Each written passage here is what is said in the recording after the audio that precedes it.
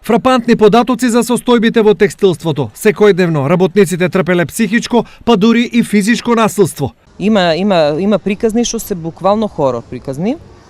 Тоа веќе не е ни мобинг.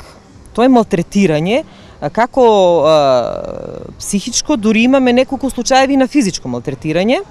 И интересна работа, сето тоа ако треба да се процесуира, мислам се направи така добра конекција меѓу докторите, меѓу трудовите инспектори, меѓу работодавецо и сето тоа така квалитетно се заталашка да за неколку дена како да не постоел таков случај. Ова е дел од сведоштвото на некогашната текстилна работничка која останала на улица само затоа што го кренала својот глас против насилството во погоните.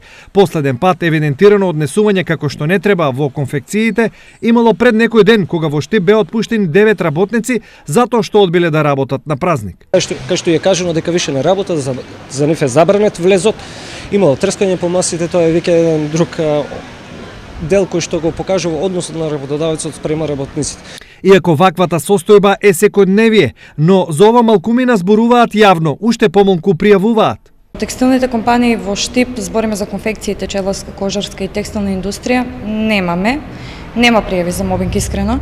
Меѓутоа во странските инвестиции што се во Штип, да, оттаму имаме пријави за мобинг. Секојдневието на една текстилна работничка, мислам, цел нејзин ден е под мобинг, под притисок.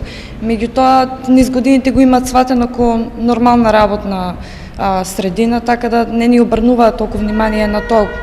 Го сметаат за нормално. Не е нормално, меѓутоа, таква е ситуацијата кој што е, затоа и немаме оттаму пријави за мобинг. Баш кај што е многу тешко докажувањето. Поголемиот дел од работничките молчешкум ги трпат понижувањата, навредите и омаловажувањата. Колешките се толку апатични, толку се разочарани, не веруваат во системот, не сакат да помислат дека треба да пријават затоа што се свесни дека нема да има ништо од сето тоа. Само во источниот регион, во текстилната индустрија работат околу 12.000 вработени за плата која се движи од 10 до 14.000 денари.